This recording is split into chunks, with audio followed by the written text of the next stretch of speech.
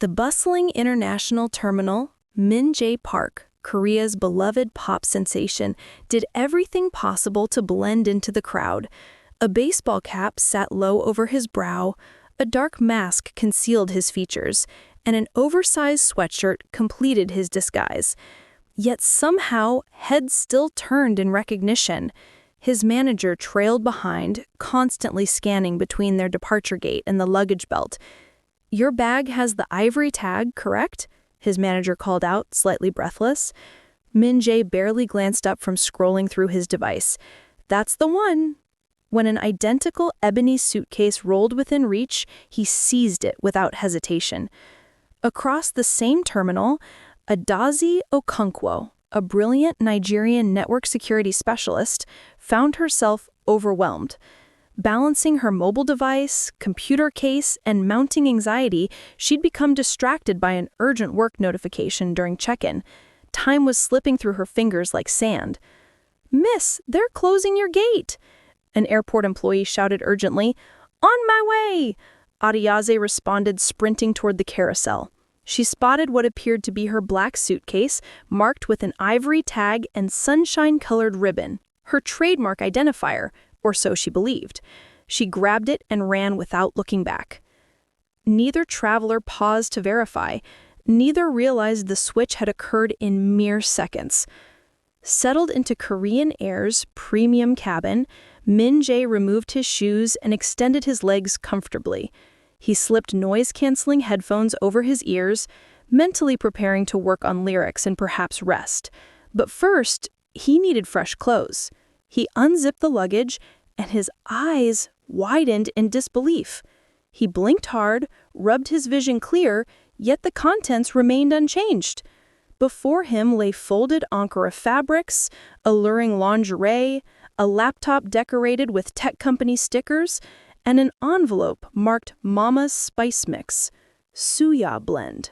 Not one silk garment, not a single designer piece, and certainly no fragrance bottles. Confusion washed over his face as he sat up abruptly. Meanwhile, Adaeze's aircraft descended into Lagos. After navigating oppressive heat, notorious traffic, and the city's chaotic welcome, she finally reached her apartment. She kicked her shoes aside with relief. "Time to sort this out," she murmured, opening the case. Inside lay luxury silk scarves, premium designer clothing, expensive cologne, a leather-bound journal filled with Hangul script, sheet music, and, wait, was that someone's passport? She picked up the document and read the name aloud. Min-jae Park, Korean. Her eyes remained fixed on the name. Then she spoke into the empty room. "Hold on, is this the Min-jae Park?" At that exact moment, her sister's message arrived. "Did you hear? Min-jae Park was spotted in London recently. That man just gets more attractive with time." Adaeze collapsed on her sofa, stunned. She'd accidentally exchanged luggage with a Korean celebrity. 3 days passed. Adaeze sat at her workstation, head wrap in place, enjoying cold Zobo juice while composing a carefully worded, slightly frantic email to the airline. In Seoul, Min-jae examined her belongings again, searching for contact details, when he discovered her business card. Adaeze Okonkwo, Network Security Specialist, Nigeria. Contact +234. He lifted his phone, a slight smile forming, and dialed. Luggage certainly could be returned, but curiosity had taken hold. Deep curiosity. He'd heard countless stories about Africans, particularly Nigerians, yet had never engaged with them personally. When Adaeze's phone rang, she nearly launched her drink across the room upon seeing +82 flash on screen. Her heart performed an unexpected flip. She narrowed her gaze at the display suspiciously. Could this actually be him?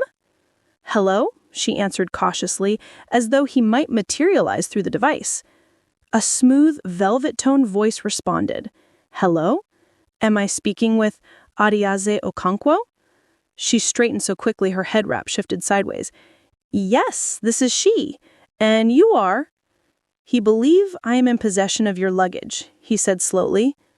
That voice honestly resembled the soundtrack to a candlelit romantic scene from a Korean drama, smooth as melted chocolate and equally dangerous. Adaeze snapped her fingers decisively. "I knew it! I told my sister this entire situation had serious Korean drama energy." On his end, Min-jae laughed warmly, unhurried, as if time meant nothing when discussing accidental luggage exchanges with Nigerian women. "I apologize for the confusion," he said. "I was rushing and failed to verify the tag properly." Adaeze had already begun pacing like she was delivering a presentation. "Well, Mr. Park," she said, drawing his name out dramatically, "you have quite a bit of explaining to do. I've been babysitting your luxury scarves and mysterious lyrics for 3 full days." Min-jae released a genuine belly laugh. "And I've been safeguarding your suya spice blend." She gasped as though he'd revealed a major plot twist. "That blend is custom made. You'd better protect it like the last piece of puff puff at a celebration." "I promise," he said with an audible smile, "I'm guarding it with my entire career at stake." Back in Seoul, Min-jae sat in his studio office bathed in soft lamplight, laughter still lingering. His manager glanced up from the sofa. "Are you still talking to her?" "Yes," he replied with a casual shrug, clearly unconcerned. "She's fascinating." In Lagos, Adaeze now sat cross-legged on her couch, laptop open, pulling up a world map. "So, how do we resolve this? I can't just fly to Seoul. I don't even have the proper visa." "Naturally not," Min-jae said calmly. "I'll fly to Lagos instead." Adaeze froze. "You'll what?" "I've been needing time away anyway," he explained. "Management doesn't know yet, but I'll make it brief. I want to return it personally." She blinked repeatedly. "You're traveling all the way to Nigeria for a suitcase?" He replied that he wasn't coming only for the suitcase. He genuinely wanted to know her better. They concluded their call nearly 60 minutes later.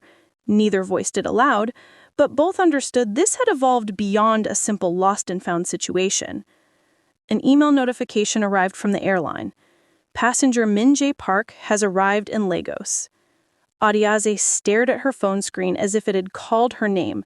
She refreshed multiple times, ensuring Gmail wasn't playing tricks. But the message was real. Min-jae packed deliberately this time. One bag, the correct one. He dressed inconspicuously in cargo pants, understated sneakers, and a light jacket. He pulled his hood up and covered most of his face with a mask. No manager, no security detail, no camera flashes. Just him. As he waited at the departure gate, his phone rang. His manager, clearly still processing everything, asked, "Are you truly doing this?" Min-jae smiled faintly. "I need this break, and I want to meet her." "Be careful. Remember who you—" He ended the call without responding. Some things transcended words. The Lagos night atmosphere struck like an embrace from a sauna. Hot, heavy, unapologetically Nigerian. Adaeze stood at the arrivals area, sunglasses perched atop her head, wearing her favorite sunshine and ebony kimono that flowed around her like she commanded the entire terminal. Every automatic door made her pulse quicken. Then she saw him, tall, effortlessly graceful, masked, appearing somewhat disoriented, as though he'd wandered onto the wrong film set. He scanned the crowd, then their eyes connected. She raised her hand. He paused, genuinely surprised by the beauty of someone with such rich, smooth, dark skin.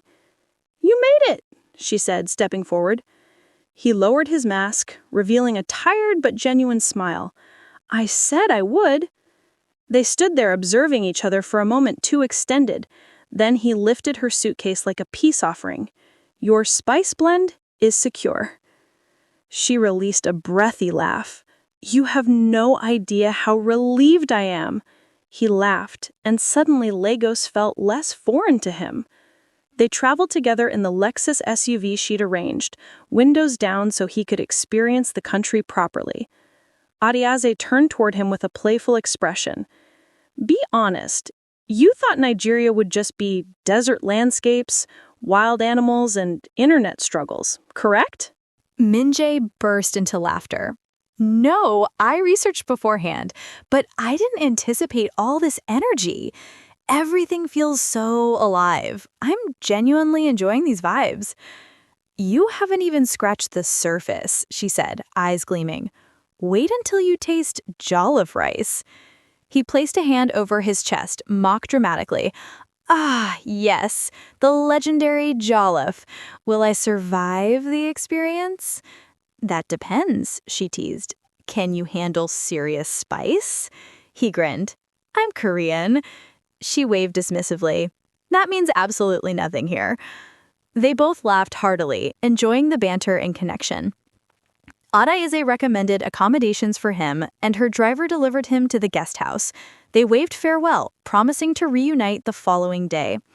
The next morning, at the Ikoyi guest house, behind a bathroom door, Min-jae stood, half-soaked and thoroughly confused, engaged in fierce combat with a stubborn shower control that kept releasing freezing water. Eventually exhausted, he texted Adaeze explaining his battle with the cold water when he desperately needed warmth. Miles away in her apartment, Adaeze laughed so intensely with one hand covering her mouth she thought her stomach might rupture. She instructed him to turn the knob left slowly, not forcefully. He complied and was genuinely surprised when the shower produced his desired temperature. By mid-morning the following day, Adaeze arrived in her sleek Lexus SUV like royalty. Hair swept into an elegant high bun, eyes concealed behind round sunglasses, wearing that signature expression of hers. Half mischief, half confidence. Min-jae emerged casually dressed in jeans and cotton shirt, then did a double take. You drive yourself? He asked, eyes widening as though she'd performed magic. Adaeze raised an eyebrow. Wait, you imagined I'd arrive with a chauffeur and umbrella attendant? He grinned. I envisioned something more glamorous. She started the engine. I'm glamorously unpredictable. With that, they ventured into Lagos's wild heart. From the serene greenery of Ikoyi to the packed chaos of the business district, Adaeze played tour guide with the flair of a Nollywood actress. She gestured at buildings, sharing fascinating details about activities within. Min-jae leaned forward constantly, eyes darting everywhere, questioning everything they passed. What's that monument for? Why are there goats on that tricycle? Did that bus just reverse on the highway? Adaeze smiled. Welcome to Lagos, where logic takes a backseat to vibes. By afternoon, they stood before a humble food establishment called Mama Titi's Kitchen in Surulere. No printed menus, no fancy seating, just the aroma of red palm oil, fried meat, and firewood smoke dancing through the air. This is where they prepare authentic jollof rice, she said reverently. They sat. Adaeze ordered jollof rice with chicken. Within 20 minutes, the meal arrived looking absolutely tantalizing. Min-jae took one bite and coughed intensely. You claimed you could handle spice, Adaeze exclaimed, half concerned, half dying with laughter. I can, he said, looking choked, eyes watering. But this is an entirely different species of pepper. I've never experienced anything this intense. She handed him water like a proud tormentor. Good, that means it's authentic. Yet, despite the heat and gasping, he continued eating. Halfway through his plate, a grin broke through his tears. This is incredible! Just like that, the table between them transformed from an obstacle to an invitation. The jokes became funnier. The glances lingered longer. Something warm began blossoming between them. As evening arrived, they walked the extensive wooden trails of Lekki Conservation Center. The city's roar softened into bird calls. Min-jae glanced at her. Are you always this comfortable with strangers? She stopped, turned, and met his gaze without flinching. You're not a stranger anymore. Something in his chest fluttered. Fair point, he said, voice lowered. But why me? Why let me in? She shrugged, eyes scanning the trees. Maybe because you didn't act famous. Or maybe because you flew across the world for a suitcase. I don't know. I just feel comfortable around you." He smiled softly, touched with something approaching awe. It wasn't only about the suitcase. "You're not what I expected, Adaeze," he said quietly. "Oh, and what did you expect?" He released a soft laugh. "I don't know, but I'm grateful you're not it." The following days moved swiftly, filled with activities that made Min-jae reluctant to leave Nigeria, so he extended his stay. She'd become his tour guide, translator, culinary instructor, and most dangerously, his favorite distraction, the kind that occupied his thoughts long after conversations concluded. On Saturday night, Adaeze decided Lagos needed to properly introduce itself. She brought him to a rooftop lounge in Victoria Island, one of those hidden treasures above the city's noise, yet pulsing with its soul. The atmosphere was thick with aromas of grilled fish, fried plantains, perfume, and shisha. Fairy lights dangled overhead while Afrobeat poured from speakers like a living heartbeat. Adaeze wore a flowing Ankara dress in deep purples and golds, her golden hoop earrings catching light like fireflies whenever she turned. She didn't need to try, she embodied the vibe. Min-jae stared momentarily too long as they settled into a booth. "Is this your idea of culture?" he teased. "You haven't danced to authentic music yet," she said, sipping chilled Chapman. He raised an eyebrow. "Show me." She laughed. "I was trained in choreography, remember?" "Okay, K-pop star," she said, standing with sparkling eyes. "Let's see what you've got." The crowd absorbed them completely as the DJ switched to WizKid's Essence. Adaeze moved toward the dance floor and began dancing. She moved like water, fluid, grounded, magnetic. The way she twisted and moved demonstrated her musical love. Min-jae followed and surprised her. He could actually move. His body caught the rhythm while smiling widely at her.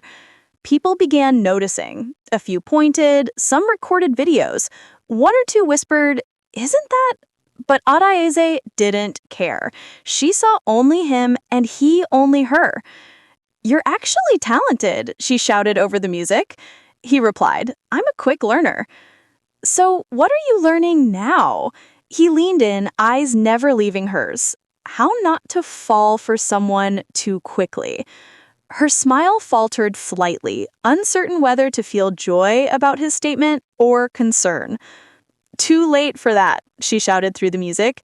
He didn't respond. After the dancing, after sweat and music had wrapped around them like second skin, they exited the club into the humid Lagos night. Later that evening, they sat outside on his guesthouse balcony with an unbeatable Lagos view. The atmosphere was quieter now, slower. Min-jae gazed at the sky, then at her. "I've never done this before," he said. "What? Danced with Nigerians?" He chuckled. "No, stayed for someone. Not like this." She turned to face him. Light from his phone cast a soft glow across his cheek, half his face in shadow. His voice carried something unfamiliar, vulnerability. "I've never done this either," she admitted. "Let someone in this way." He leaned forward, slowly, deliberately.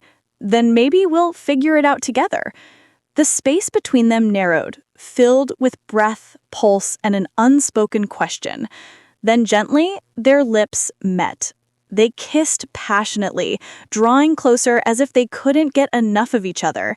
It felt so powerful and genuine that they wanted to merge completely, to feel even more. For a moment, time stood absolutely still. After their kiss, everything changed between them. They grew closer, never lacking conversation topics. They laughed constantly, yet both understood this moment couldn't last forever. 2 days later, Min-jae sat by the guesthouse pool when his phone vibrated. A message from his manager. "Flight to Seoul rebooked on Sunday. Let me know if you need airport assistance." He sighed. Manager hung. Adaeze appeared with 2 drinks and noticed his expression. She said, "You look like you just lost money." He half smiled. "Close." She handed him a drink and asked what was troubling him. He explained he had to leave. Adaeze paused, nodded, then took a long sip. "Okay, makes sense," she said, pretending it didn't sting. Adaeze didn't waste time sulking. She planned a farewell tour. Their first stop was Nike Art Gallery. Min-jae wandered like a wide-eyed tourist. They entered ShopRite, a well-known Nigerian shopping mall.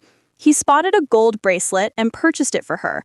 Without speaking, he simply fastened it around her wrist silently, as though pleading with her not to forget him. Next came Makako. It wasn't the typical tourist destination, but Adaeze wanted to show him something authentic. They traveled through narrow canals on a canoe. Min-jae observed children laughing, women cooking, and fishermen working. "So much life here," he said. "It's messy, but it's real, like us." That evening at the beach, Adaeze couldn't contain herself any longer. "I don't want this to end." Min-jae agreed, but reminded her his career demanded constant availability. He assured her it was fine, that she could come whenever ready. He kissed her forehead and walked toward his gate. Adaeze stood there tapping her bracelet, uncertain whether to cry or run after him. She did neither. Min-jae's plane departed at 10:40 a.m. sharp. Adaeze stood by the terminal's glass window, watching it disappear into the sky. Her chest felt strangely constricted, as though a hand was squeezing her heart tightly together. For a moment, she couldn't breathe properly. She remained still for a minute until she could catch her breath again, before heading home. She arrived, threw her handbag on the floor, and collapsed onto the couch like a log. Her phone vibrated. She checked. A message from Min-jae saying he'd just landed in Addis Ababa and was already missing Lagos. She smiled, replying, "You mean you're missing me, right? Say it with your full chest." He responded, "Okay, I miss you with my entire chest." "That's better," Adaeze said. She smiled and pressed the phone against her chest like a plush toy, thinking this might actually be progressing somewhere meaningful. That afternoon, Min-jae landed in Seoul, and boom, chaos. Flashing cameras, reporters, curious stares everywhere. His team attempted discretion, but someone had clearly leaked information. The internet was buzzing. Did he travel to Nigeria for filming? Who's the woman? Nigeria? Why not Paris or Tokyo? He ignored everything but focused on his phone. Constant messages, random selfies, surprise voice notes in awkward pidgin English that made him laugh. She teased him constantly about his terrible pidgin English, while he called her my Nigerian hurricane. One night, during a video call, he was on his balcony, wrapped in a hoodie, city lights glowing behind him. "You look like you battled zombies," she said. "I had a photo shoot. They styled me like a vampire." "Well, vampires are attractive. Don't resist it." "I'd trade it all to be sweating over spicy jollof rice at Mama Titi's." Adaeze laughed. "We'll add extra pepper next time." Then came silence, as if remembering all their shared fun. He said, "I started writing again." "Music?" "Yeah. I'm working on something about a suitcase." She blinked. "You're writing a song about luggage?" He shook his head. "About how a bag accidentally introduced me to something authentic." She didn't know how to respond, so she simply smiled. 3 weeks later, Adaeze woke to a notification from her best friend. "Girl, check Twitter immediately." She opened Twitter quickly, wondering what was happening. Scrolling through recent posts, she saw a grainy photograph of her and Min-jae at the beach. She was leaning on his shoulder, laughing. The caption read, "Min-jae Park spotted getting cozy in Nigeria. Mystery woman identified as network security expert from Lagos, Nigeria." Her heart dropped. The comments were mixed, support and pure chaos. Why her? This better be publicity. He's ruining his brand. She's clearly using him. This is fake love. She stared at the screen, stunned. Then her phone rang. It was him. "Adaeze," he said, voice tense. "I didn't know anyone had photographs. I'm so sorry." She remained silent. "I didn't sign up for this," she finally said. "I know," he replied. "I'm truly sorry you're experiencing all of this." The internet exploded. Headlines were everywhere. Korea, Nigeria, and beyond. Min-jae Park's mystery Nigerian lover revealed. K-pop star linked to network security queen from Lagos, Nigeria. Fans demand answers after viral photo. Then came the uglier part. Nasty comments, online arguments. Some were happy for them. Others clearly weren't. Racist remarks appeared. Accusations flew. His fans acted like they owned him. Suddenly, what was once private now felt like a trending topic. Back in Seoul, Min-jae felt like his head was spinning. He paced in his penthouse looking frustrated. He was speaking with his manager. "I said no comment," Min-jae snapped. "You've got brands monitoring this, comeback schedules, contracts." "I don't care about contracts." "Then care about her, because if this continues, she's the one they'll target." He looked at his desk. The half-written suitcase song sat there untouched. Meanwhile, in Lagos, Adaeze hadn't slept. Her LinkedIn was chaotic. Her Twitter mentions were a digital battlefield. Korean reporters somehow found her email. She was trending, but not positively. Her mom called, completely clueless. "All these people are shouting your name online. Did you invent some robot?" Adaeze sighed. "Something like that, Mommy." She had no idea how to explain global fame by association. That night, her phone rang. It was him. She ignored it. Then it rang again and again. Eventually, she answered. "I need space," she said flatly. "It isn't. It's not just your drama anymore, Min-jae. It's my life now too. My work, my peace. I'll fix it. I'll come to Lagos if necessary." "No, you're not just you. You're a public figure. You belong to fans, to the industry, to the spotlight." He was quiet momentarily. "Do I still belong to you?" She hesitated, then quietly said, "Yes, but I don't know if that's enough anymore." Just like that, they stopped communicating. No goodnight messages, no calls, no voice notes, only painful silence. Still, love doesn't vanish that quickly. The world didn't know what was coming until midnight. No press release, just one post on Min-jae's page. "Suitcase, out now. For the one who changed my direction. No labels, just love." Just like that, the internet exploded again. This was nothing like anyone expected. No loud beats, no over-the-top production, just piano, soft strings, and his raw voice. He sang in Korean, his voice shaky with emotion. Within 20 minutes, Suitcase was trending globally. Fans were crying, critics were swooning, and everyone started tagging Adaeze in comments. She wasn't ready for it. She turned off her phone, but not before hearing the song. Not before it struck her like a ton of bricks, her heart showing her what she was missing.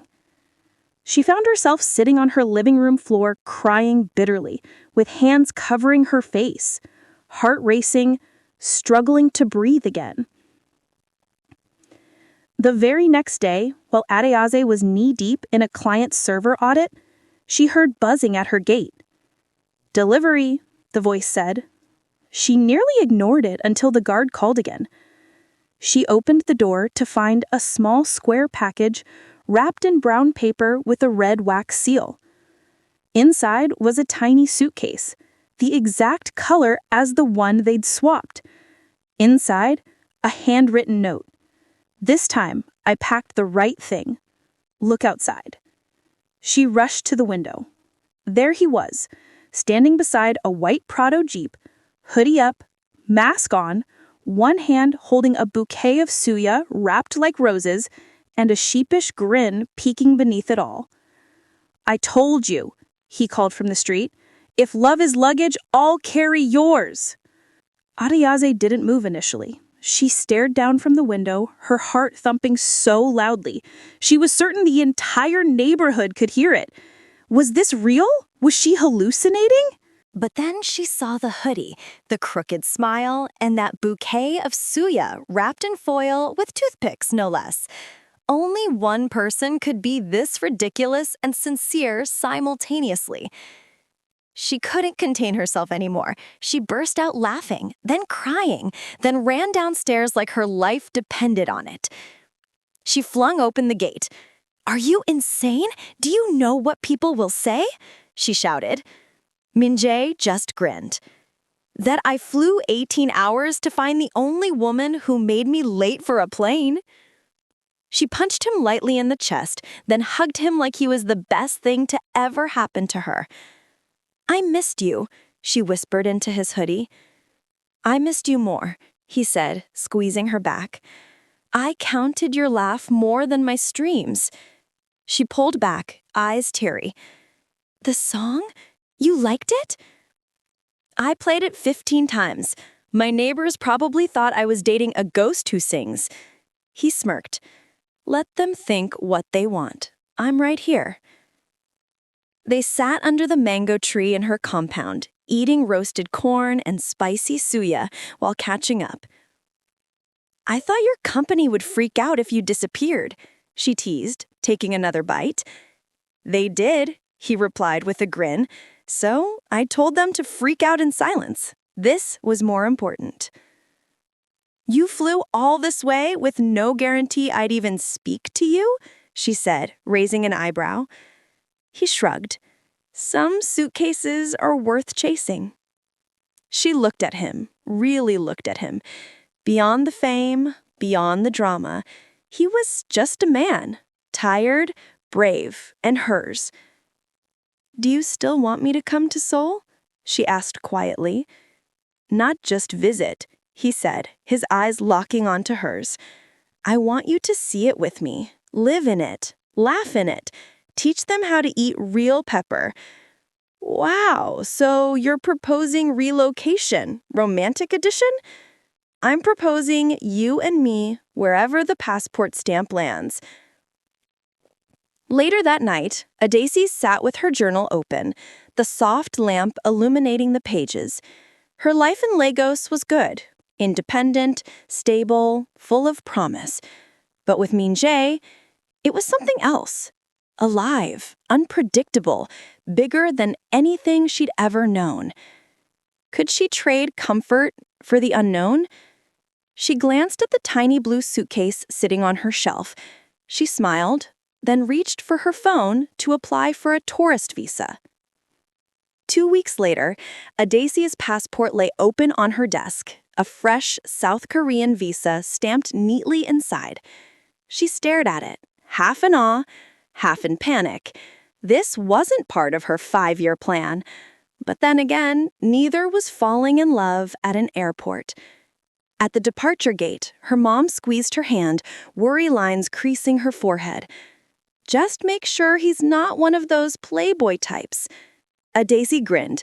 "Mommy, he's learning how to make okra soup. I think I'm safe." They laughed and hugged, and Adaeze boarded the plane. When the plane finally touched down in Seoul, her nerves kicked in. She was ready for chaos. But then she saw him. Min-jae stood at arrivals holding a hibiscus flower in one hand and a bag of puff puff in the other. His t-shirt read, "This is my Nigerian girlfriend. Yes, she's brilliant. Yes, she's gorgeous. Yes, I'm lucky. I bribed a Nigerian auntie in IT to teach me." He grinned. Adaeze couldn't help herself. She ran straight into his arms. Seoul was a whirlwind. Min-jae took Adaeze everywhere. Street markets, temple rooftops, hanbok fittings, and ramen shops where fans pretended they weren't sneaking photos.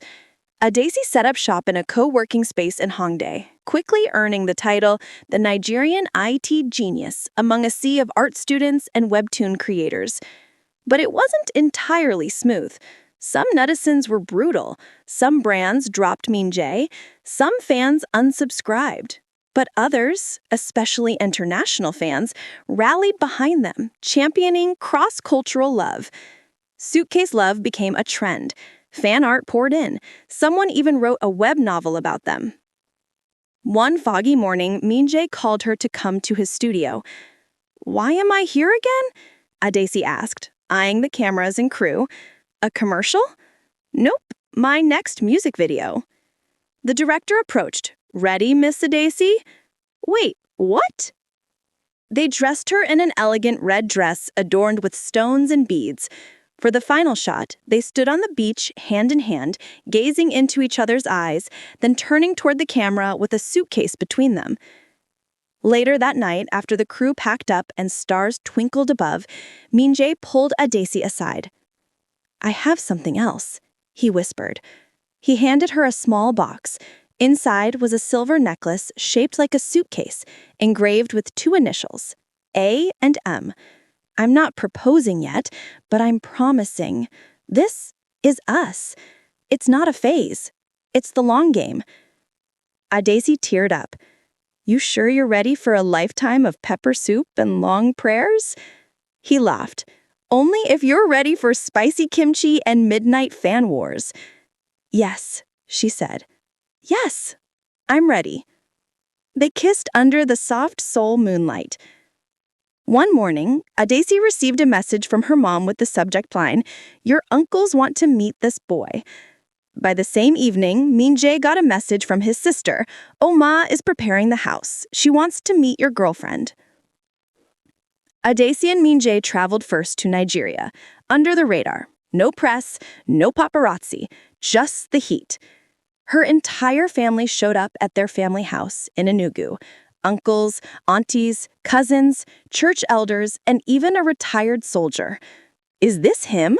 When Auntie squinted, eyeing Min-jae. "He's slim, but he has good teeth. Koreans have teeth like our boys, eh?" "Does he eat pepper?" Someone else asked. "I do now," Min-jae said, bowing with a thick Igbo accent. The room went silent momentarily. Then it erupted in laughter and applause. "He's learning," someone shouted. "Give him more suya," another called out. Later that night, after 2 plates of akaraje and a failed attempt to dance to Zoro's acho, Min-jae whispered to Adaeze, "This is the warmest chaos I've ever loved." A few weeks later came Adaeze's turn. They landed in Seoul, where Min-jae's family had prepared a traditional Jeongan feast, rice cakes, bulgogi, and kimchi stew. Adaeze greeted his mom with a deep bow, hands slightly trembling. His mom returned the bow with a warm smile. "Welcome, daughter." "Thank you, Oma," she replied. Over dinner, she answered questions in slow Korean and faster English. "What is your work again?" Min-jae's father asked. "Network security. I catch hackers." The room went quiet. Then his grandmother nodded. "Strong woman. Good." Min-jae beamed. Adaeze sighed in relief. Later, his sister leaned in and whispered, "You're the first one who ever got Halmeoni to say that." A few weeks later came wedding planning. 2 ceremonies, 2 continents, 1 love. The night before the Nigerian ceremony, Adaeze sat on the porch with her mom. "You love him?" she asked softly. "I do, Mom. He's a wonderful man. Even though his world is different, I think it's beautiful," Adaeze said. "And we're building something that's both ours." Her mom squeezed her hand. "Then carry your suitcase well, my daughter, and make sure it's packed with peace, patience, and pepper. Just in case." They both laughed. On the day of their white wedding, the church was packed full, buzzing with energy. Adaeze stood at the entrance, heart thumping like a drum. She wore a gorgeous wedding gown that fit like a second skin. Min-jae, standing at the altar, caught sight of her, and for a second forgot how to breathe. He wore a sharp, expensive suit that screamed elegance. He'd tried to master the Igbo dance moves for the reception, but in this moment, all he could do was stare at her, his world, his queen. After the traditional Igbang-ku ceremony, where the groom asks for the bride's hand from her father, Min-jae knelt, taking Adaeze's father's hand. "I promise to love and protect her," he said in perfect Igbo. Adaeze's father gave a slow nod, his voice deep and steady. "I know you will." A few weeks later, they found themselves back in Seoul for the traditional Korean wedding. Adaeze, now in a soft pink hanbok, stood before Min-jae's family in the formal bowing ceremony. His parents performed the pibak, blessing them with kind words. "Please accept me into your family," Adaeze said, bowing deeply. Min-jae's mom smiled warmly and pulled her into a hug. "Welcome, daughter." The reception was a fusion of Afrobeat and K-pop, the soundtrack of their lives. For their first dance, Adaeze and Min-jae swayed to a live band covering their song Suitcase. The dance floor turned into joyful chaos as family members tried to match their steps. Adaeze twirled Min-jae in a spin of golden navy. His grin, pure joy. His rhythm, not so much. But that didn't matter. "You're going to teach me to dance properly, right?" he whispered, laughing between spins. "I'll need several weeks," she teased, "but we'll start with the basics." Later, as the night deepened and the music softened, they slipped away from the crowd. By the water, with the city's moonlight shimmering over them, they were alone. Min-jae took her hand, his voice quiet but certain. "Adaeze, no matter where life takes us, no matter what the world says, just know that you're my home." She squeezed his hand back. "And you are my home, too." He leaned down, brushing his lips against hers. "I love you," he whispered. "And I love you, too," she whispered back. As they stood there, wrapped in each other's arms, the city lights twinkling around them like stars brought down to earth, they both understood that this was just the beginning. Two suitcases had collided by accident, but two hearts had found each other by destiny. From an airport mix-up to a love story that spanned continents, from Lagos to Seoul and back again, they had proven that love knows no boundaries, respects no borders, and speaks every language, especially the language of the heart. Their journey hadn't been easy. There were cultural differences to navigate, public scrutiny to endure, families to convince, and oceans to cross. But through it all, they held onto each other, their love growing stronger with every challenge overcome. And as they stood there under the Seoul moonlight, wedding bands gleaming on their fingers, they both understood that no matter what adventures lay ahead, they would face them together, with pepper soup and kimchi, with Afrobeat and K-pop, with laughter and tears, and most importantly, with love. Because sometimes the best love stories begin with the wrong suitcase and the right person. Thank you for experiencing this journey of love across continents. If you enjoyed this story, please subscribe, like, and leave a comment telling us where you're watching from. Love knows no boundaries, and neither should our connections. Until next time, keep believing in unexpected love stories.